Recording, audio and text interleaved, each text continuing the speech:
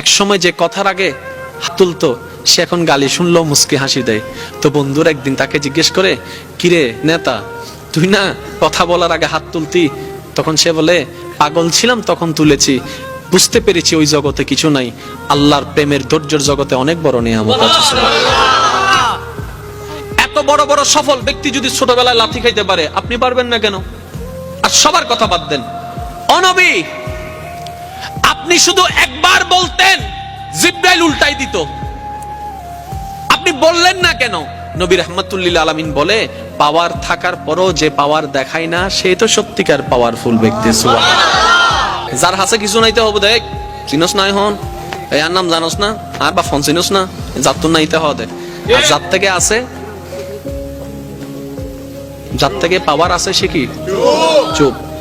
যার থেকে সত্যিকার ক্ষমতা থাকে সে কখনো কথা বলে। আপনাকে গালি দিল, আপনি উল্টা গালি দিলেন, ধৈর্য ধরলেন।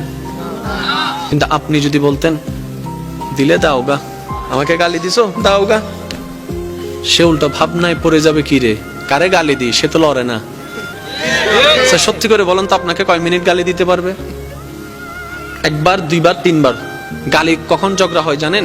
একটা দিয়েছে দুইটা দিলেন, দুইটা শুনে তিনটা দিয়েছে চারটা দিলেন, এইভাবে কিন্তু বাড়তে থাকে। এবার সে আপনাকে একটা দিল, আপনি হাসলেন, সে দ্বিতীয়বার দিল, আপনি হাসলেন, সে তৃতীয়বার দিল, আপনি হাসলেন, শেষ পর্যন্ত সে নিজে লজ্জা পেয়ে ওখান থেকে চলে যাবে। চতুর্থ গালি আপনাকে দিতে পারবে না, সে যদি আকলওয়ালা হয়। আর আপনি আমি বোকামি করি কি, এই কি হইস তুই আরে মারি দি, মারি দনা করে পুলিশ আইরা আরো ধরিল যার কুই তা হইলাম না, আয় তো ন দিতে দিয়ে দে, ওদের মাঝি হনে ওদের আয়, ওদের তুই চল। আমি কি বুঝাতে পারছি কথা? আফটার অল আমরা নিজেরাই নিজেদের ক্ষতি করছি। যদি আমরা ইসলামের ফর্মুলা গুলাকে একটু ঠান্ডা মাথায় মাথায় বসাইতে পারি, সফলতা আপনার কাছে, সফলতা আপনার কাছে। আপনি কি দরকার আপনার? আমি প্রায় সময় বলি, আজকেও বলছি, কি দরকার আপনার যেটা আপনার রবের কাছে নাই?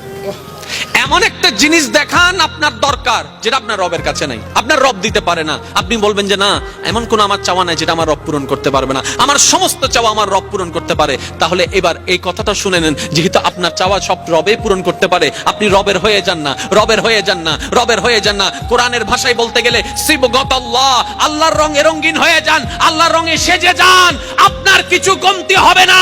আপনি যদি পাহাড়ের গুহায় বন্দী হয়ে যান, জগৎ বলবে আমরা কেউ চিনি না তাকে, জগৎ বলবে খুঁজে পাচ্ছি না তাকে, আপনি বলবেন কাউকে পাচ্ছি না, রবে বলবে বান্দারে চিন্তা করিস না, লা তাখাফ, ভয় করিস না, ইন্নাল্লাহা মানা। সুবহানাল্লাহ। আপনার পক্ষ থেকে যেন কোনো অত্যাচার না হয়। বলেন, আপনার পক্ষ থেকে কোনো অত্যাচার? কেউ যদি আপনার ভাই কিংবা বোন যদি জায়গা পেয়ে থাকে, সম্পদ পেয়ে থাকে, দিয়ে দেন, কারণ 1 ইঞ্চি জায়গা দিয়ে কিচ্ছু হবে না। আল্লাহর ওয়াস্তে একটু বুঝেন, 1 ইঞ্চি জায়গা দিয়ে কিচ্ছু হয় নাই, কিচ্ছু হবেও না, কিন্তু হাসরে গেলে অনেক কিছু হয়ে যাবে ভাই। তো সুতরাং ওইখানে যাওয়ার আগে যত মামলা আছে এখান থেকে সব শেষ করে নেন, ঠিক না ভাই? ঠিক। কারণ আল্লাহর পাল্লায় পড়লে কিন্তু খবর আছে, আল্লাহর বিচারের পাল্লায় পড়লে খবর আছে। আর সবচেয়ে মজার কথা কি জানেন? কোন বান্দা যদি নিজে থেকে চায় আমি পরিবর্তন হব, সে ছেলে হোক কিংবা মেয়ে হোক, সে যদি অন্তর থেকে সে যদি এতটুক চায় আমি পরিবর্তন হব, আল্লাহ পাকও তাকে পরিবর্তন হওয়ার জন্য সাহায্য করেন। সুবহানাল্লাহ। কত বেনামাজ এখন নামাজি হয়েছে জানেন? সুবহানাল্লাহ। কত নামাজি এখন তাহাজ্জুদওয়ালা হয়েছে? সুবহানাল্লাহ। হাজার হাজার আছে। এক সময় নেশা করতো এমন ছেলে, এখন 5 ওয়াক্ত নামাজি হয়েছে এমনও আছে। সুইসাইড করতে গিয়ে ফেরত এসেছে। সুবহানাল্লাহ।